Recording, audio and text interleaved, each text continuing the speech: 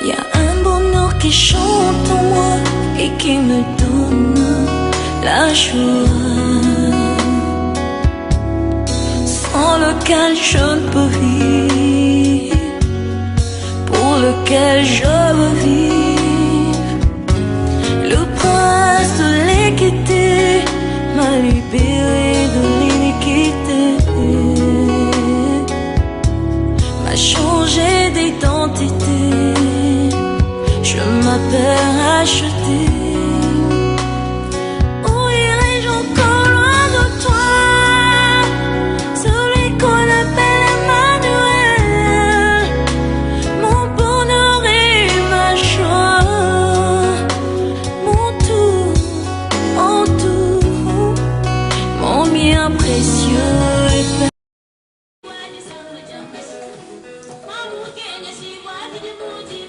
Chers frères, chers sœurs, nous vous disons bonjour dans le nom de Jésus-Christ. Nous disons bonjour à ceux qui sont présents et à ceux qui ne sont pas là, à ceux qui vont écouter ce message à travers les réseaux sociaux, à travers l'Internet, à travers tous les moyens qui sont disponibles dans ce siècle pour transmettre et pour communiquer la parole de Dieu. Que Dieu vous bénisse et que la paix soit avec vous. Dieu nous a donné l'occasion de pouvoir partager sa parole. Et notre parole d'aujourd'hui se trouve dans le livre de Daniel. Le prophète Daniel. Nous allons au chapitre 12. Et nous lirons le verset 4. Le livre de Daniel, chapitre 12, le 4e verset. Je lis la parole de Dieu.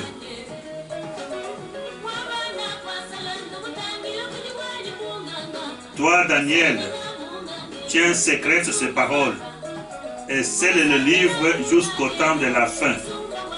Plusieurs alors les liront et la connaissance augmentera.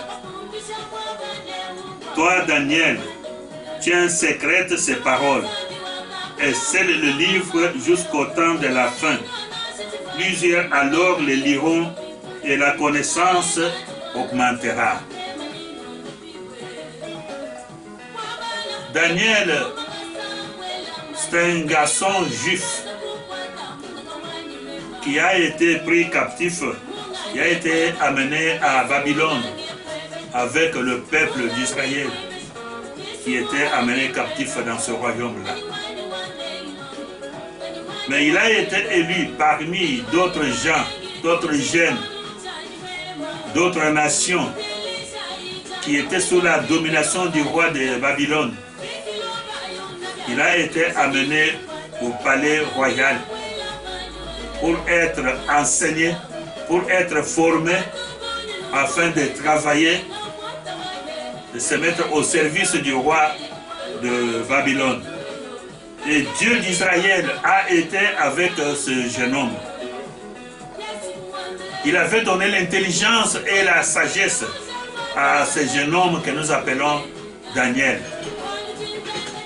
Daniel avait le discernement.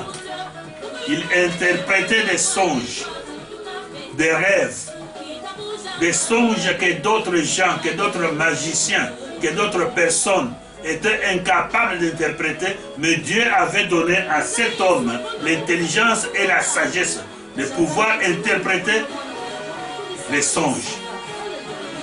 Donc c'est un homme qui était fidèle à son Dieu. Dieu avait montré beaucoup de visions à ce garçon.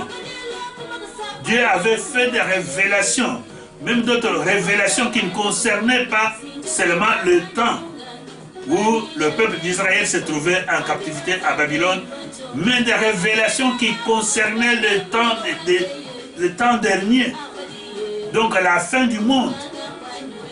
Cet homme avait vu beaucoup de choses.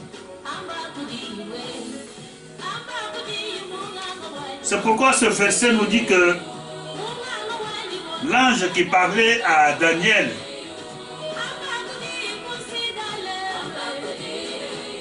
Dieu à Daniel écrit simplement. Garde secrète ces paroles, des paroles qu'il lui avait dites. Donc ces paroles-là, cette vision-là ne concernait pas ce temps-là, mais concernait le temps de la fin. Il a ordonné au prophète d'écrire ces paroles que l'ange lui avait dites. Et mets-les dans un livre, c'est ce livre-là. Et ce livre-là servira beaucoup de gens. Quand le temps de la fin arrivera, et beaucoup de gens qui auront l'occasion de lire ce livre que toi tu auras écrit, et ces gens-là, ils auront la connaissance. La connaissance augmentera. C'est la connaissance de Dieu. La connaissance de la parole de Dieu. La connaissance des choses de Dieu augmentera. C'est pourquoi nous disons que la Bible n'est pas un roman. La Bible n'est pas un livre ordinaire. Un livre que nous pouvons lire par plaisir. Que nous pouvons lire quand nous le voulons. Ou bien quand nous n'avons rien à faire. Ou bien pour se distraire. Non. Mais la Bible, c'est un livre qui contient des choses qui nous donnent la vie. Des choses essentielles, des choses nécessaires pour la vie de l'homme. Des choses qui ouvrent les yeux de l'homme pour que l'homme puisse voir clair dans les choses de Dieu, pour se réconcilier, pour être apte à entrer dans le royaume des cieux, à servir l'éternel Dieu. Nous apprenons cela dans la Bible. C'est pourquoi on dit que la Bible, c'est la parole de Dieu. Quand on lit la Bible, c'est Dieu qui nous parle. Même chez toi à la maison, quand tu lis la Bible, sache bien que Dieu te parle. Et quand tu lis, et tu cherches la richesse qui se trouve cachée, la richesse qui est enfouie. Le salut est enfoui dans ce livre. La vie est enfouie dans ce livre. Le bonheur, la paix est enfouie dans ce livre, dans des paroles qui sont écrites dans ce livre. Dans ce livre, les serviteurs de Dieu, les enfants de Dieu, si vous voulez échouer dans le ministère que Dieu vous a confié, et dans ce livre, il y a des gens qui ont vécu avant nous, qui avaient eu de ministère avant nous et qui ont échoué. Et si toi aussi, tu veux échouer comme eux, imite seulement les gens qui ont échoué dans la Bible. Ils sont nombreux. Ils sont nombreux dans la Bible. Mais si toi, tu veux réussir dans le ministère, tu veux réussir dans la vie avec Dieu, vois dans la Bible. Lis dans la Bible, il y a des gens qui ont vécu avec Dieu, qui ont marché avec Dieu et qui ont réussi, qui ont remporté la victoire. Et si tu veux toi aussi remporter la victoire, si tu veux toi aussi réussir dans ta mission, imite les gens qui ont marché avec Dieu, qui sont dans la Bible. C'est pourquoi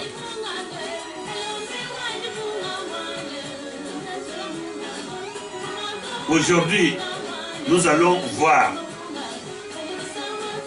quelques champions qui ont vécu avant nous et qui ont remporté la victoire, qui ont été victorieux dans la vie religieuse, dans la vie de la prière. Et ceux qui ont réussi à l'éternel Dieu, ce qu'ils demandaient, et ceux qui ont été vraiment contents avec l'éternel Dieu. Nous remarquons que ces derniers temps, il y a beaucoup de chrétiens dont les prières ne sont pas exaucées. Nous demandons beaucoup de choses à l'éternel Dieu, mais ces choses-là n'arrivent pas. Ces choses-là ne viennent pas. Ces choses-là ne s'accomplissent pas. Ce n'est pas que parce que nous sommes de pécheurs.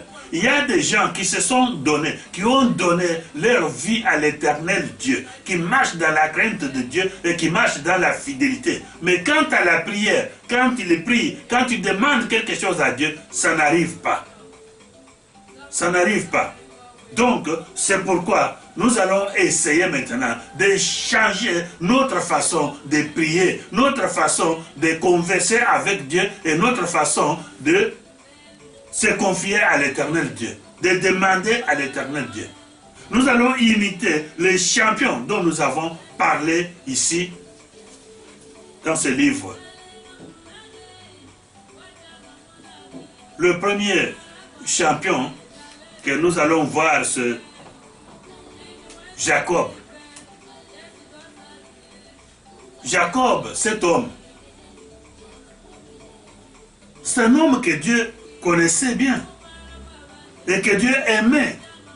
Jacob a été aimé par Dieu quand il était encore dans le sein de sa mère. Ils étaient des jumeaux dans le ventre de sa mère. Mais Dieu, son choix était tombé sur Jacob. Dieu a aimé Jacob plus que son frère. Si nous voyons même les parents de Jacob, Jacob, c'est un petit-fils d'Abraham. Abraham, qui est le père de la foi. Abraham, c'est lui qui a commencé avec le véritable Dieu, le Dieu que nous invoquons aujourd'hui. Le Dieu que je vous prêche là, c'est le Dieu qui s'était manifesté à Abraham. Et c'est le Dieu là qui avait donné à Abraham cet enfant que nous appelons Isaac. À l'âge, dans sa vieillesse, un homme qui était déjà foutu, un homme qui ne pouvait jamais espérer avoir un enfant, mais Dieu avait fait un miracle dans la vie de cet homme. Il a donné la vigueur et la force de pouvoir mettre au monde. Il a donné ce fils que nous appelons Isaac. Et c'est Isaac qui est le père de Jacob. C'est que je veux vous dire que Jacob n'était pas un inconnu devant Dieu, mais il connaissait Dieu et Dieu le connaissait. Il ne fallait même pas que Jacob prie pour que Dieu puisse lui venir en aide. Non, parce que Dieu avait pris Abraham avec sa descendance comme si c'était sa propriété privée, son bien privé qu'il gardait. Mais voyons ce que cet homme avait fait. Nous allons lire dans le livre de Genèse, Genèse chapitre 28.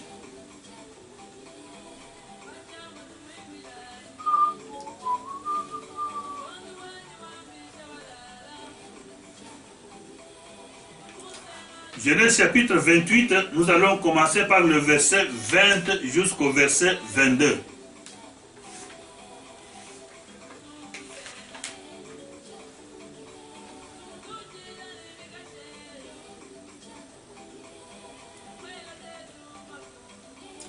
Le chapitre 20 dit ceci.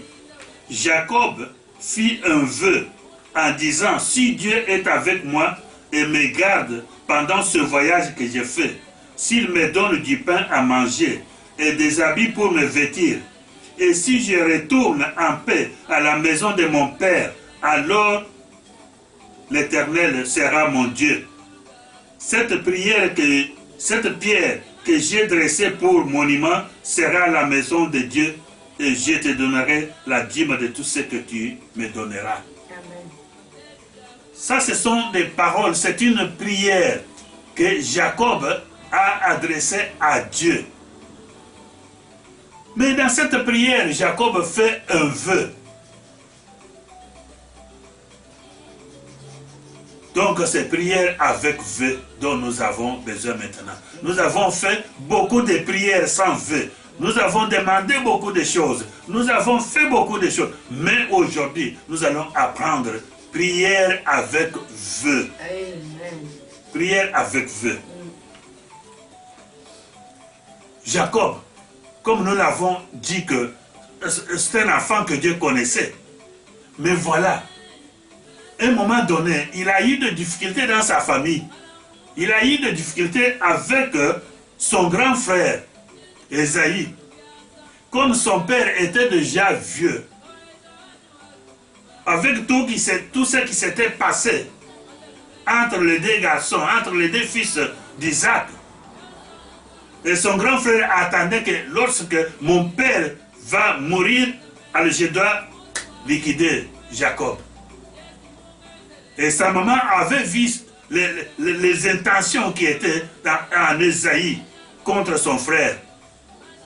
Donc il fallait que ce jeune homme s'échappe. Il fallait que ce jeune homme parte loin de son frère pour échapper à la méchanceté qui était dans son cœur, au mauvais projet qui était dans le cœur de son frère. Donc il a pris la route pour aller loin, très loin. Aller dans un endroit où il ne connaissait pas. Dans une région où il n'a jamais été.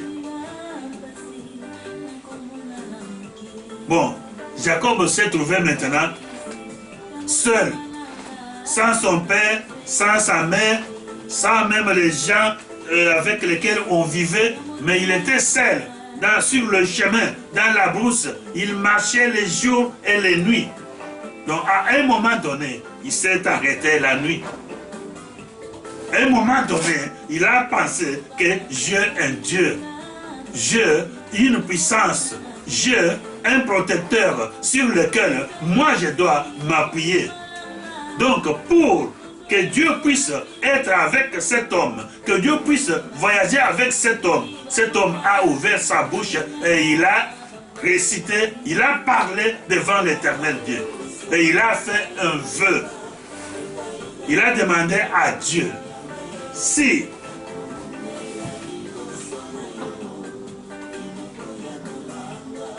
tu es avec moi, si tu me gardes, si tu me protèges, si tu me donnes à manger, si tu me donnes à boire, si tu me donnes des vêtements pour me vêtir, et si je pars en paix, et tout le temps que je vais rester, si tu restes avec moi, si tu me gardes, et si je rentre encore vivant en paix dans la maison de mon Père, à Dieu, moi, je te donnerai la dîme de tout ce que toi tu me donneras. Amen. Il a dit, cette pierre sur laquelle j'ai mis ma tête, et cette pierre deviendra et sera la maison de l'Éternel Dieu. Alléluia. Cette pierre à cet endroit-là, c'est l'endroit qu'on appelle Bethel. Et si nous connaissons, nous aujourd'hui, cet endroit-là, c'est que Jacob avait respecté son vœu. Et Dieu l'a gardé.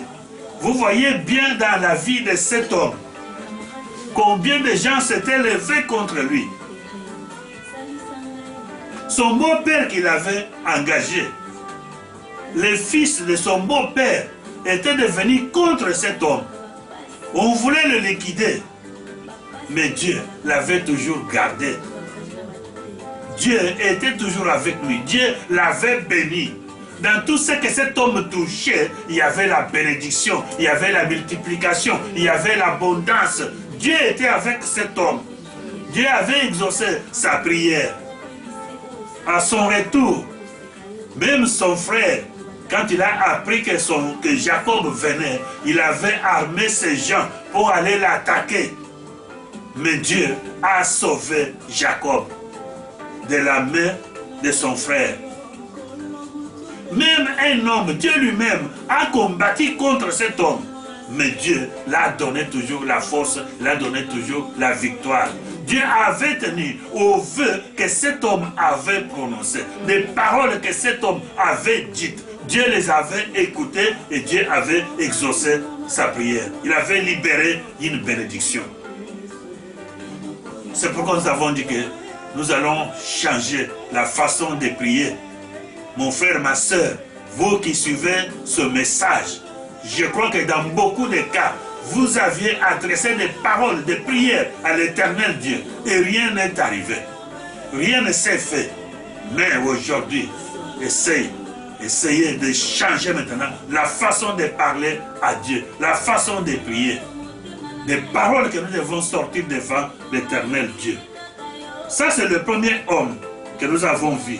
Il y a aussi un deuxième champion que nous allons voir. Nous allons lire dans le livre de Nombres. Nombres chapitre 21.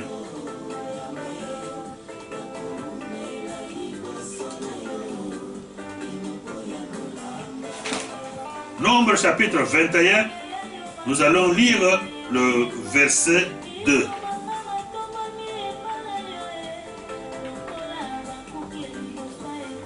Le verset 2 dit ceci. Alors Israël fit un vœu à l'Éternel et dit, si tu livres ce peuple entre mes mains, je dévouerai cette ville par interdit. Et l'Éternel entendit la voix d'Israël et livra les Cananéens.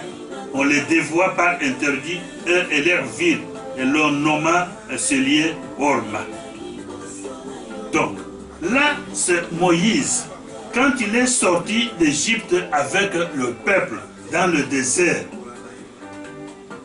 il fut attaqué par le roi d'Arat. Et ce roi avait tué beaucoup de gens d'Israël. Il avait fait captif beaucoup de gens d'Israël. Moïse avait essayé de combattre.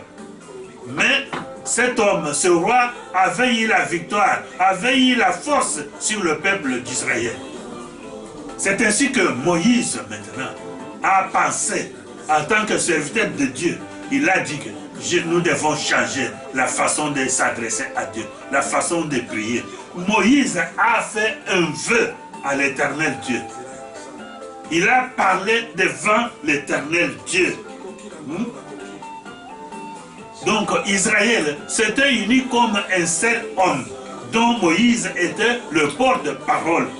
Il a parlé à Dieu.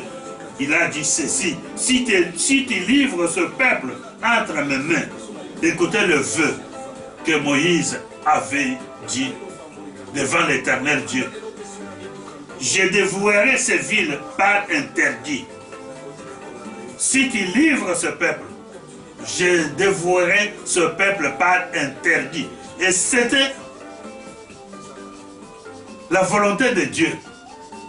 Parce que Dieu voulait exterminer d'autres nations. C'est parce que ces nations-là avaient des ajustements mauvais. Vivaient une vie mauvaise, vivaient dans le péché. Et Dieu voulait exterminer ce peuple-là. Et Moïse a dit, si tu livres ce peuple entre nos mains, nous allons nous contenter de rien et nous allons livrer tout à l'interdit. C'est que tout va passer sur le paix. Nous allons exterminer toutes les choses. Que ce soit les bêtes, que ce soit les hommes, que ce soit les femmes, que ce soit les enfants, que ce soit des maisons. Donc on va tout détruire pour ton nom.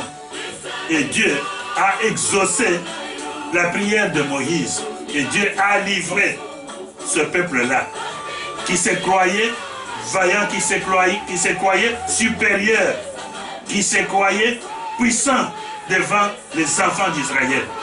Mais parce qu'ils ont fait un vœu, Dieu a changé la situation. Dieu a bouleversé la situation. Voilà pourquoi il faut vraiment changer la façon de prier, la façon de demander des choses à l'Éternel Dieu.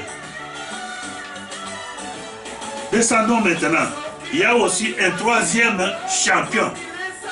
Un homme qui avait dit une prière, qui avait fait un vœu à l'Éternel Dieu. Nous allons voir que cet homme s'appelle Jephthé. Et son histoire se trouve dans le livre des Juges. Juges chapitre 11, verset 30.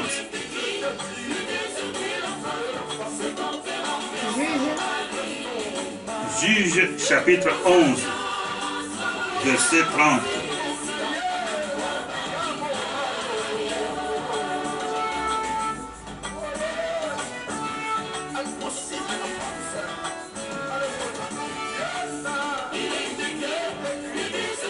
Le verset 30 dit ceci.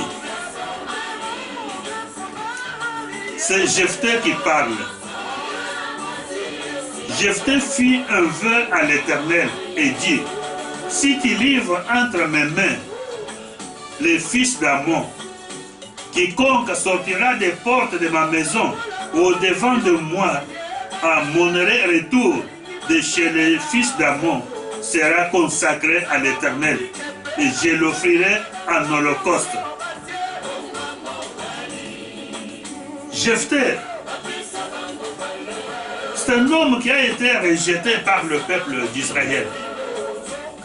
Soi-disant qu'il était un fils d'une prostituée, qu'il n'était pas enfant légitime en Israël. Il a été chassé. Ses frères lui ont dit, tu ne peux pas vivre, tu ne vas pas régner avec nous. Va. Et il est parti. Mais quand le peuple d'Israël est resté, à ce temps-là, il n'y avait aucun juge en Israël. Tout le monde faisait ce qui lui semblait bon. Et l'Éternel Dieu avait livré cette nation-là aux nations qui étaient aux alentours, aux nations qui étaient à côté d'eux. Donc il n'y avait personne qui pouvait lever la tête en Israël pour pouvoir délivrer le peuple d'Israël. C'est à ce moment-là que les enfants d'Israël ont pensé à Jephthé, à leurs frères qu'ils avaient chassés eux-mêmes.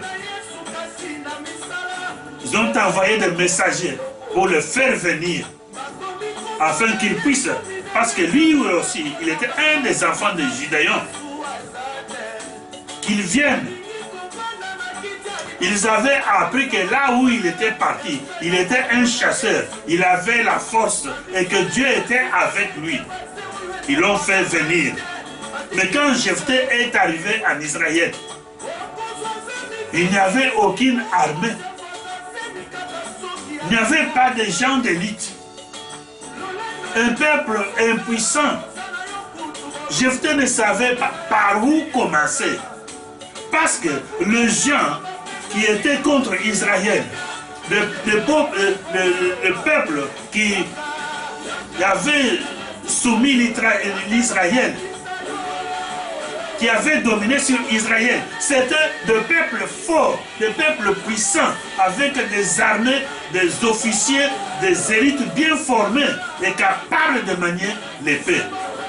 Mais Gideon, Jephthé était seul. Mais il était devant un peuple qui pleurait, qui voulait que Jephthé puisse combattre, puisse les délivrer de la main de leurs oppresseurs. Jephthé a voulu parler à Dieu. Jephthé a adressé une prière à Dieu. Il a dit à Dieu, Éternel, toi le Dieu d'Israël, si tu livres ces enfants d'Ammon, ce peuple qui sont en train de maltraiter mon peuple, si tu les livres entre nos mains et que je les bats et que je rentre victorieux, Éternel, toute personne qui sortira au-devant de moi, le premier qui sortira pour venir au-devant de moi sera consacré à l'Éternel. Je le donnerai en holocauste, en offrande devant l'Éternel. Quoique que le Dieu d'Israël n'acceptait pas de sacrifices humains. Le Dieu d'Israël n'acceptait pas des offrandes humaines. Mais parce que cet homme avait sorti cette parole de sa bouche, Dieu l'a écouté et il a remporté la victoire. Mais quand Jephthé rentrait maintenant, tout le peuple, toutes les femmes qui étaient restées au village, qui étaient restées dans la ville, quand Jephthé venait avec toute la gloire et le peuple d'Israël derrière lui, qui est sorti? Le premier pour aller accueillir Jephthé, c'était sa fille, la fille unique. Jephthé n'avait pas d'autres enfants. Il avait seulement cette fille-là. Et cette fille est sortie en dansant dans la joie que mon père est un vaillant guerrier, mon père est un héros, mon père a remporté la victoire et le Dieu d'Israël a été avec mon père sur le champ de bataille et le peuple d'Israël est délivré. Dans la joie, cette fille sortait en dansant. Quand Jephthé a vu sa fille qui venait devant lui, il a mis ses mains sur sa tête. Ma fille, qu'est-ce que tu m'as fait? Qu'est-ce que tu m'as fait? Mais parce qu'il avait sorti une parole de sa bouche. Jephthé n'avait pas épargné sa fille. Il a fait le vœu qu'il avait dit à l'Éternel Dieu. La puissance de prière avec vœu. Prière avec Dieu, avec vœu. Bon, nous allons voir maintenant une quatrième championne. Nous disons une championne parce que c'est une femme. Une femme qui avait fait aussi une prière à l'Éternel Dieu. Mais prière avec vœu. Cette femme s'appelle Anne. Nous allons lire ça dans le livre de 1 Samuel.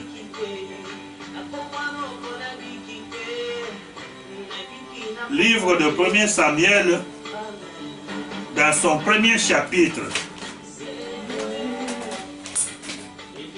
Et nous allons lire le verset 11.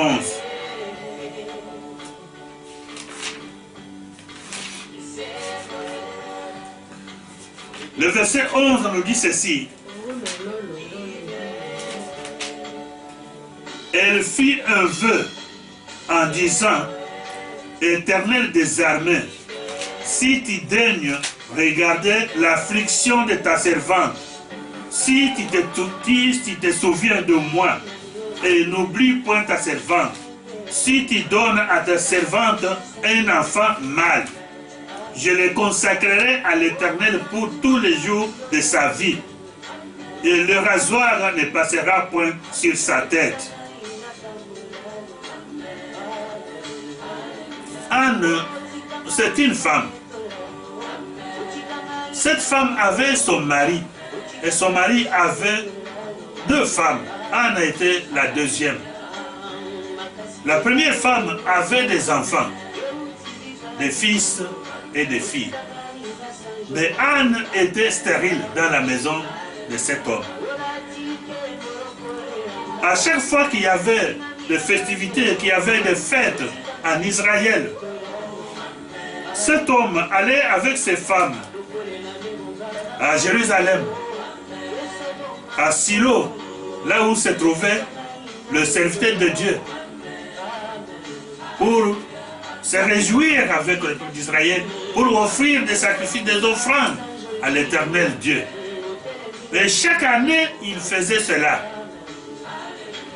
Donc, c'est que toutes ces années-là, Anne allait avec son mari. Anne priait chaque fois qu'elle allait là-bas, parce que son sujet de prière était qu'elle mette au monde comme toutes les autres femmes. Vous savez comment le chagrin, quelle difficulté, quelle douleur se trouve dans le cœur d'une femme qui n'a jamais mis au monde. Et surtout, une femme qui vit dans un mariage de polygamie et que les autres femmes ont des enfants, mais elle n'a pas d'enfants. Quelle douleur, quelle souffrance devait remplir le cœur de cette femme-là. Malgré que son mari l'aimait beaucoup, mais quant à elle, elle voyait qu'il y avait vraiment un obstacle, qu'elle avait des douleurs dans son cœur. Chaque année, elle priait, elle priait, elle priait. Mais cette fois-ci, Anne avait changé la façon de prier. Cette fois-ci, Anne n'avait pas seulement des paroles vaines devant l'Éternel. L'Éternel donne-moi, l'Éternel fait ceci, l'Éternel fait cela. Non, elle a fait un vœu à l'Éternel Dieu pour lui dire que Dieu, vraiment, si tu me donnes, si tu acceptes, si tu exauces la prière de ta servante, et si vraiment tu veux enlever cette affliction, cette douleur qui se trouve dans mon cœur, et si tu me donnes la force de concevoir et de mettre au monde un enfant mâle, un fils. Et elle était vraiment précise. Elle a dit à Dieu que Dieu, si tu me donnais un fils, Il n'a pas dit si tu me donnais un enfant, mais si tu me donnais un fils, un enfant mâle. Dieu, je t'assure que cet enfant, je le consacrerai à toi. Je donnerai cet enfant à toi. Et le rasoir ne passera pas sur sa tête. Vous voyez, Anne, peut-être des années passées, quand elle est là-bas, et elle demandait au sacrificateur Élie de prier pour elle, pour qu'elle puisse concevoir. Peut-être elle voyait des serviteurs de Dieu pour demander afin qu'il prie pour elle, afin qu'elle puisse mettre au monde comme d'autres femmes. Mais cette fois-ci, elle n'a pas parlé même au sacrificateur qui était là. Mais cette fois-ci, Anne a pris la décision de parler à Dieu, directement à Dieu. Anne ne prononçait même pas des paroles qui pouvaient être entendues ou écoutées par des gens qui étaient dans le temple ce temps-là. Mais elle ne faisait que remuer ses lèvres. Donc, elle parlait dans son cœur, tellement qu'elle avait de douleur, tellement qu'elle avait envie, tellement qu'elle se confiait à l'Éternel Dieu. Donc, ses lèvres bougeaient. Et pendant un certain temps, le sacrificateur observait cette femme. Le sacrificateur avait pensé, peut-être que cette femme est ivre, qu'elle a bu, et elle vient maintenant faire des bêtises devant l'Éternel Dieu. La femme qui dit au sacrificateur, non, homme de Dieu, je ne suis pas ivre, je n'ai pas bu, comme tu le dis. Mais je suis une femme vraiment qui a les douleurs dans le cœur. Je suis une femme qui est triste, telle que tu me vois là. J'ai un problème. J'ai parlé à l'Éternel Dieu. J'ai prié l'Éternel Dieu. À son retour, cette femme, Dieu a exaucé sa prière. La prière avec vœu. Et cette femme a mis au monde. Elle a mis au monde un enfant mâle, justement comme elle l'avait demandé. Et après avoir sévré son fils, cette femme est venue avec son enfant et donnait au sacrificateur Élie. Sacrificateur, vous vous rappelez le jour que j'étais dans le temple, le jour où tu m'avais dit que j'étais ivre? Non, voilà le fruit de ma prière. J'ai demandé à l'Éternel Dieu un enfant mâle. Et j'avais fait un vœu à l'Éternel Dieu que si tu me donnes un enfant mâle, je consacrerai cet enfant à ton service. Je te le donnerai. Et la femme est allée avec l'enfant, il a confié l'enfant au sacrificateur. Elle est rentrée main vide. Elle a laissé son enfant comme elle l'avait promis à l'Éternel Dieu. Donc elle a respecté son vœu. Et vous savez vous-même comment Samuel a travaillé. Il est devenu un grand homme en Israël. Au lieu que Dieu parle au sacrificateur, Dieu parlait à cet enfant. Dieu l'avait aimé.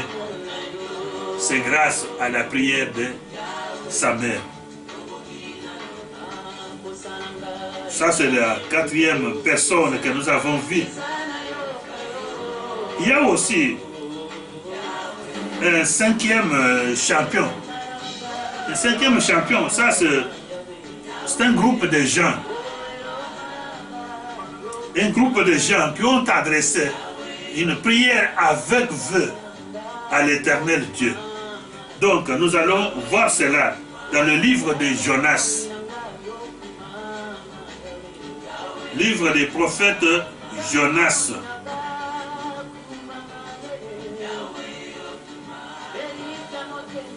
Prophète Jonas, nous allons lire le premier chapitre au verset 16.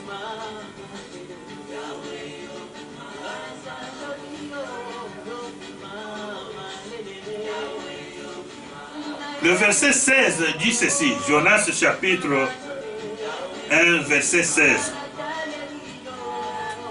Ces hommes firent ceci d'une grande crainte de l'Éternel. Et ils offrirent un sacrifice à l'Éternel et firent de vœux.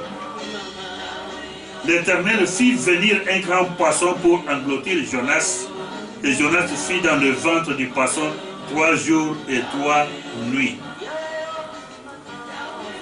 Ces gens qui étaient sur ce bateau avec Jonas,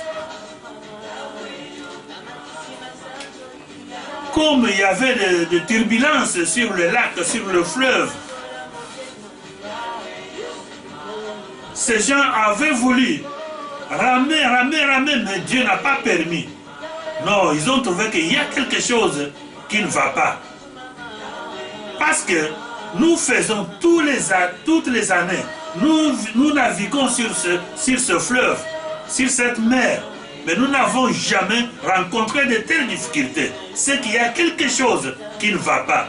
Et ces gens se demandaient maintenant, chacun, on avait consulté tout le monde pour savoir pourquoi cette affaire, pourquoi cette turbulence, pourquoi Dieu veut maintenant que nous puissions périr. Parce qu'ils avaient vu que la mort était vraiment proche. C'est ainsi que Jonas avait avoué devant ces gens-là que c'est à cause de moi. Parce que moi, j'ai fui l'Éternel. J'ai désobéi à son commandement. Il m'a envoyé, mais moi j'ai refusé. C'est pourquoi Dieu veut me faire périr. Mais si vous voulez que nous ne périssions pas, que vous ne périssiez pas, prenez-moi et jetez-moi dans la mer. Vous verrez que la mer va se calmer. Les gens ici étaient des gens vraiment honnêtes. Des gens qui avaient l'amour du prochain. Ils ont pensé que nous devons prendre un être humain et nous devons le jeter dans la mer pour qu'il meure. Ah non, nous ne ferons pas cela. Nous n'avons jamais fait cela. Ils ont fait tous les efforts possibles pour qu'ils puissent accoster, pour qu'ils puissent quitter cette turbulence. Mais c'était impossible. Le bateau commençait à bouger très fort, était prêt à se briser. Non. Ces gens ont fait une prière. Parce que tous les efforts qu'ils faisaient, des prières qu'ils adressaient à l'Éternel Dieu, rien n'arrivait. Mais ils ont fait de vœux. Mais ici, la Bible ne nous dit pas qu'est-ce qu'ils avaient dit dans leurs vœux. Mais ils ont dit qu'ils ont offert un sacrifice à l'Éternel et firent de vœux à l'Éternel Dieu. Et ils ont pris Daniel, Jonas, ils l'ont jeté dans la mer et la mer s'est calmée. Mais quand ils faisaient des prières avant, il n'y avait pas d'exaucement. Et l'Éternel Dieu n'avait rien fait. Il n'y avait pas de calme, il n'y avait pas de ce qu'ils voulaient.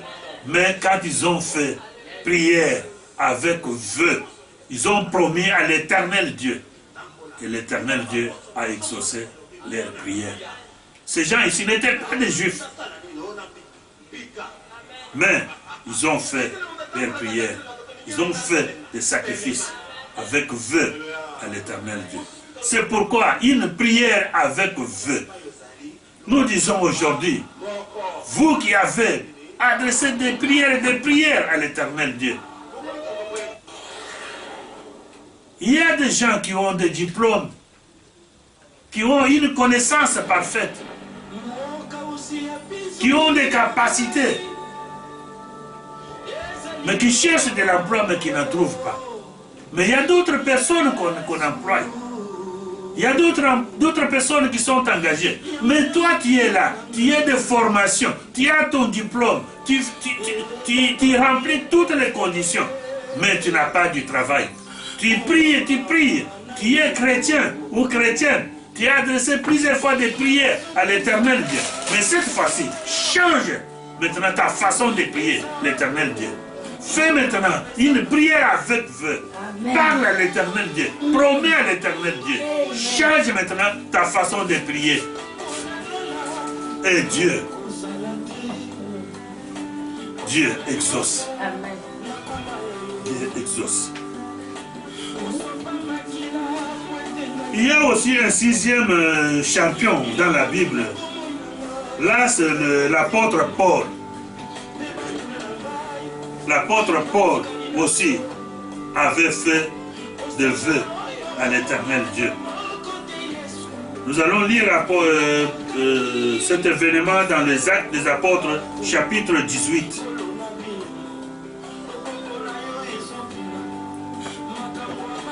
Chapitre 18, verset 18.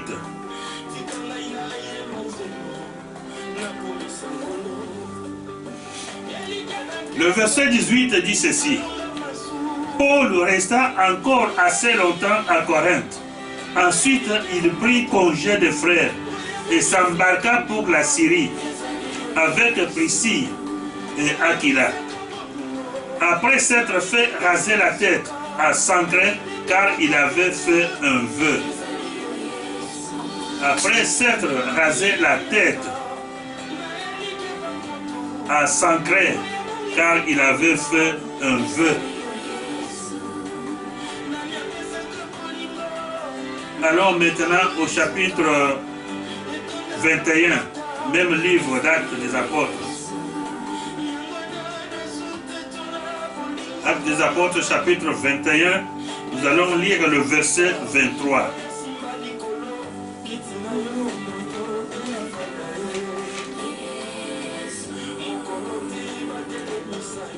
Le verset 23 dit ceci. C'est pourquoi, fais ce que nous allons te dire. Ce sont des apôtres, Pierre et autres, qui étaient à Jérusalem. Parce qu'à ce moment, Paul se trouvait à Jérusalem. Et les apôtres disent ceci à Paul. C'est pourquoi fais ce que nous allons te dire. Il y a parmi nous 4 hommes qui ont fait un vœu. Voilà. Donc c'est une façon de prier qui était connue même par les apôtres. Et ils le faisaient. Donc il y avait parmi eux 4 hommes qui avaient fait un vœu. Mais ces hommes-là étaient incapables, peut-être ce temps-là, de pouvoir, ils n'avaient pas à main ce qu'ils devaient donner pour pouvoir accomplir le vœu qu'ils avaient fait. Mais il fallait maintenant que Paul puisse les prendre en charge et donner tout ce que ces gens-là avaient promis à l'Éternel Dieu. Et lui-même aussi. Il prends-les avec toi, purifie-toi avec eux et pourvois à leurs dépenses afin qu'ils se rasent la tête. Et ainsi tous sauront que ce qu'ils ont entendu dire de ton compte est faux, mais que toi aussi tu t'es conduit en observateur de la loi. Paul que nous citons ici, c'est un gars qui avait vraiment réussi dans le ministère que Dieu lui avait confié, dans l'appel que Dieu avait fait. Donc nous voyons que cet homme avait un secret. Son secret, c'était un homme de prière. De prière avec jeûne. Et aujourd'hui, nous découvrons que ne s'était pas limité tout simplement à la prière avec jeûne. Mais il avait aussi des prières avec vœux. Il faisait aussi des vœux à l'Éternel Dieu. Donc il y avait des paroles que cet homme sortait devant Dieu, que Dieu devait accepter, exaucer sa prière dans son ministère. Et cet homme exécutait le vœu qu'il disait à l'Éternel Dieu. Voilà pourquoi cet homme était vraiment vainqueur. Cet homme était vraiment un apôtre puissant. Et cet homme marchait avec la puissance de l'Éternel Dieu. La puissance de Dieu en Paul était dans la prière, dans les jeûnes et dans les prières avec vœux. Donc, c'est pourquoi nous aussi, comme nous avons dit que si vous voulez réussir dans votre ministère, vous voulez réussir dans l'appel, dans la vie que tu mènes avec Dieu, dans ce pèlerinage, dans ce voyage que tu voyages avec Dieu, si tu veux réussir, imite. Parce que dans la Bible, dans la parole de Dieu, il y a des gens qui ont vécu avant nous et qui ont eu des ministères et qui ont marché avec l'éternel Dieu et qui ont été plus que vainqueurs et qui ont rempli leur mission. Imitons ces gens-là. Imitons ces gens-là. Vous qui avez un ministère, vous qui avez un problème, vous qui avez une difficulté. Nous voyons des femmes qui étaient stériles, qui ont fait des prières avec vous. Et elles sont devenues capables de concevoir. Elles ont conçu, elles ont mis au monde. Prière avec vous. Des gens qui avaient prié et Dieu n'avait pas exaucé. Mais quand ils ont changé leur façon de prier, quand ils ont changé et ils ont prononcé des prières avec vœux, des paroles avec promesses, ils ont promis à Dieu d'accomplir leurs paroles, d'accomplir leurs vœux, et Dieu a exaucé. Nous savons que notre Dieu, c'est un Dieu qui ne change pas. C'est un Dieu qui est toujours Dieu. C'est un Dieu qui aime tout le monde. Un Dieu qui ne regarde pas l'apparence, mais un Dieu qui regarde dans le cœur. Mais seulement, il faut que nous sachions ceci. Il faut que les enfants de Dieu sachent ceci. Il faut que les chrétiens sachent ceci. Le vœu que nous faisons à l'éternel Dieu doivent être respectés. Le vœu doivent être respectés. Jacob avait promis à Dieu que si cette pierre deviendra un temple, une maison de l'éternel Dieu, il avait promis, si tu me donnes tout ce que je te demande là, je te donnerai la dîme de tout ce que tu m'auras donné. Et il avait exécuté sa promesse. Moïse avait demandé à Dieu, si tu livres ces gens à mon pouvoir, si nous parvenons à battre ces gens, je vais vouer toutes leurs villes et tous leurs villages à l'interdit. Il l'a fait, il a accompli. Jephthé avait demandé à l'éternel Dieu, si tu livres nos ennemis, si nous les battons, éternel, c'est lui qui sortira le premier. Je ne fermerai pas les yeux et je vais l'offrir en holocauste. Sa fille est sortie et Jephthé a accompli son vœu. La championne Anne avait demandé à Dieu avec un vœu. Elle a dit, si tu me donnes un enfant mâle, je consacrerai cet enfant. Je te donnerai cet enfant. Et le rasoir ne passera jamais sur sa tête. Anne a accompli ce vœu. C'est pourquoi nous disons que le vœu doivent être respectés. Pour cela, nous allons lire dans le livre des Nombres.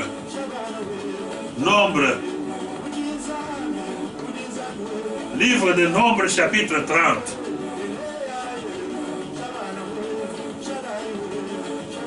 Nous allons lire au verset 3.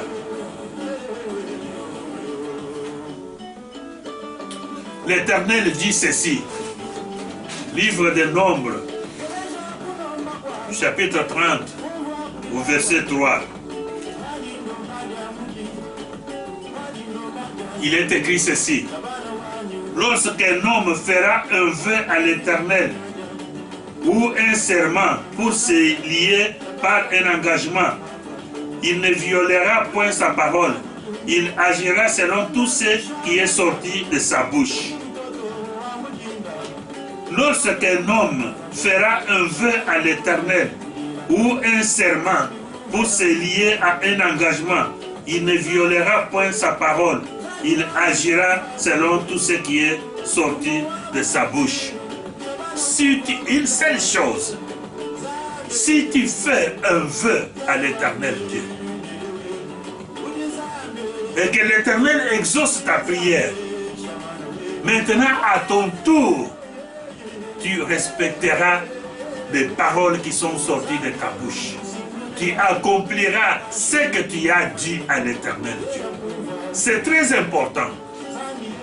C'est très important pour que ça ne tourne pas mal contre toi.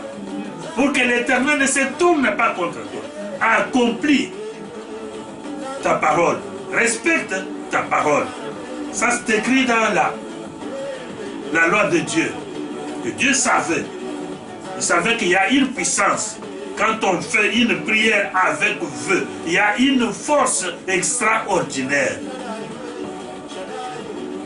Les chrétiens ne veulent pas faire de prière avec vœu aujourd'hui. Je ne sais pas pourquoi. Parce qu'ils pensent que si je dis à Dieu, que Dieu, si tu me donnes l'emploi, je te donnerai la dîme. Et que la dîme, je vais donner à un pasteur, je vais donner à un sacrificateur. Ils voient comme si c'est l'argent jeté par la fenêtre. Ou comme si c'est l'argent donné à un homme. Et vous donnez à Dieu. Parce que c'est une parole qui est sortie de ta bouche. Il ne faut pas manquer de pouvoir bénéficier de ce que Dieu a déjà promis pour toi. Parce qu'il y a un tel. Parce que si je vais donner à l'église, et ce sont des hommes qui vont manger ça. Mais toi, donne. Ce qu'il donnait là, il donnait à des hommes. Jamais Dieu n'est descendu du ciel pour venir prendre la dîme. Abraham lui-même, quand il avait donné la dîme, il avait donné à un homme. Il avait donné à un homme. Mais toi, tu as accompli tout simplement le vœu que tu as promis à l'Éternel Dieu.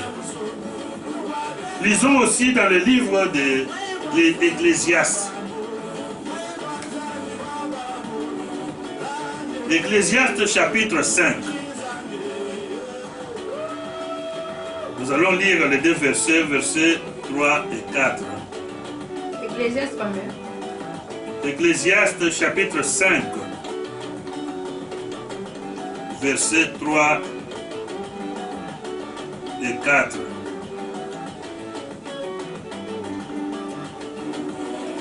Lorsque tu as fait un vœu à Dieu, ne tarde pas à l'accomplir, car il n'aime pas les insensés. Accomplis le vœu que tu as fait. Mieux vaut pour toi ne point faire de vœu que d'en faire et de ne pas l'accomplir. Amen. Lorsque tu fais un vœu à Dieu, ne tarde pas à l'accomplir, car il n'aime pas les insensés. Accomplis le vœu que tu as fait. Mieux vaut pour toi ne point faire de vœu que d'en faire et de ne pas l'accomplir. La loi de l'Éternel Dieu. Les vœux doivent être respectés. Ne sortez pas précipitamment les paroles de ta bouche devant l'Éternel Dieu. Mais étudie vraiment tes paroles. Et retiens tes paroles. S'il faut même écrire ça quelque part, ou dans un livre, dans un cahier, ou dans un carnet, pour que tu ne puisses pas oublier que le jour où ta prière sera exaucée et tu vois que ce que tu as demandé à l'Éternel Dieu s'accomplit. Mais toi maintenant, ne tarde pas à accomplir ton vœu. Parlez à l'Éternel Dieu. Promets à l'Éternel Dieu. Promets à l'Éternel Dieu. Il est capable d'agir. Il est capable de faire. Si les autres qui l'ont fait avant nous, comme la parole de Dieu nous dit que ce sont des hommes comme nous, ils ont la chair comme nous, ils ont le sang comme nous, ils ont des âmes comme nous. Ils ont fait cela et cela est arrivé. Et pourquoi pas nous, nous ne pouvons pas le faire. Et si nous le faisons, et ça doit arriver aussi, parce que l'Éternel Dieu ne change pas, il est toujours le même Dieu.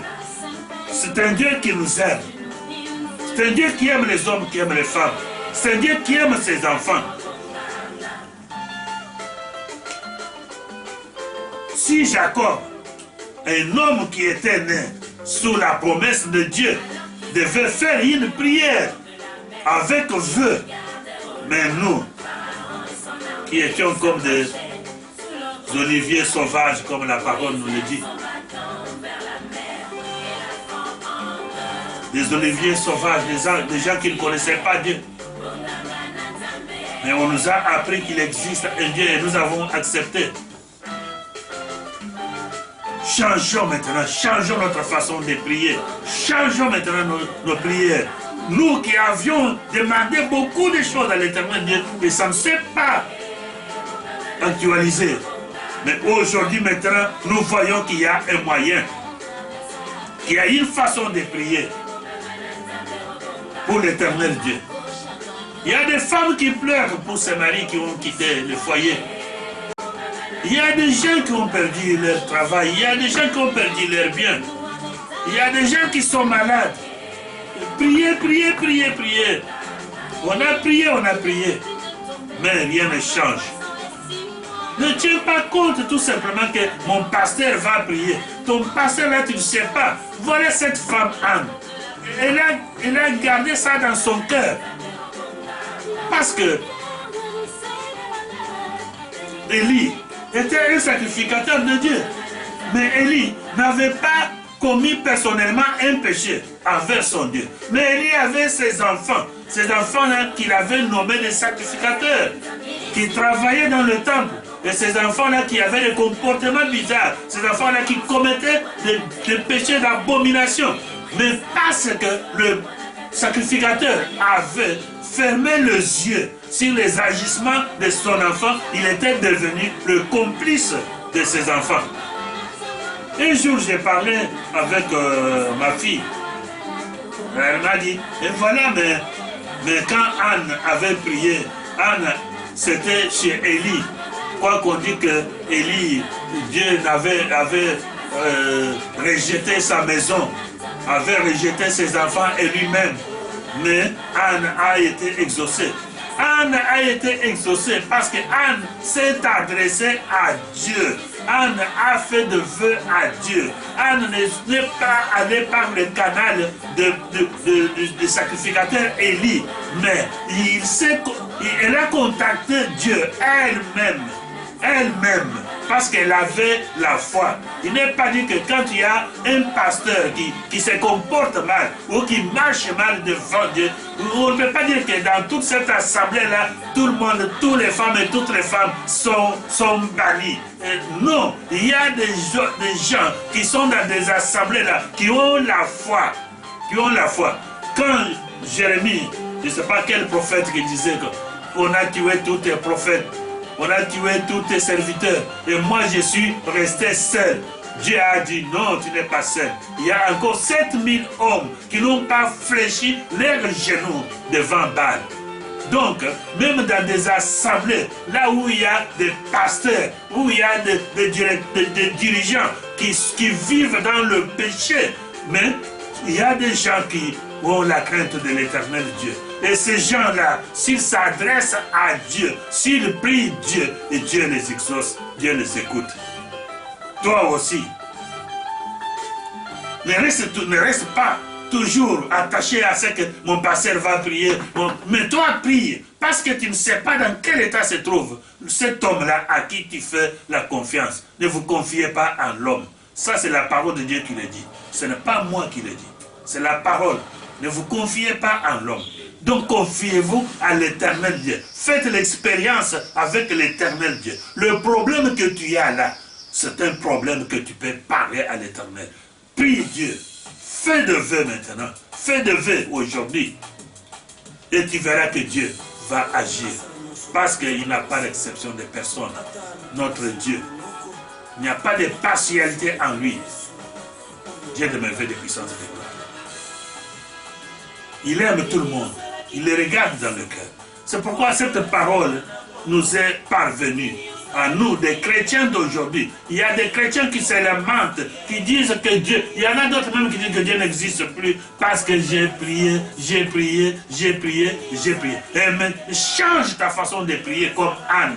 Ce n'est pas la première fois que cette femme est entrée dans le temple. Mais chaque année, la parole de Dieu nous dit que chaque année, cette femme allait avec son mari, allait dans des fêtes, elle priait, elle priait. Elle n'avait qu'un seul sujet de prière. Mais le jour où elle a changé sa façon de prier, le jour où elle a fait un vœu à l'Éternel Dieu, elle s'est engagée et Dieu l'a exaucé. Toi aussi fais un vœu. Tu as une maladie qui te tourmente. Tu as quelque chose que tu manques dans ta vie. Tu as une prière que tu as adressée à Dieu plusieurs fois, plusieurs années. Mais aujourd'hui, change la façon de prier. Adresse-toi à l'Éternel Dieu. Fais un vœu. Mais seulement sache que le vœu doit être respecté. Les paroles qui sortent de ta bouche doivent être exécutées à la lettre. Tu ne dois pas omettre ni I ni O. Mais fais tout ce que tu as dit devant l'Éternel. Promets à Dieu. Promets à Dieu et Dieu agira. Changeons notre façon de prier. Je crois que les chrétiens, vous serez vraiment contents et vous serez heureux. C'était là le message que Dieu nous a envoyé aujourd'hui. Les enfants de Dieu, Dieu vous aime beaucoup. Dieu nous aime beaucoup. Dieu veut que nous soyons des vainqueurs. Dieu veut que nous soyons des gens qui parlent et que des choses arrivent. Des gens qui prient, que Dieu exauce. Et que nous voyons la main de Dieu dans notre vie, dans notre ministère. Que nous voyons l'épanouissement dans nos maisons, dans nos familles, dans nos foyers. Que nous voyons un grand changement. Parce que Dieu, c'est un Dieu qui fait la différence. Que ces paroles nous fortifient. Dans le nom puissant de notre Seigneur Sauveur Jésus-Christ. Amen. Amen.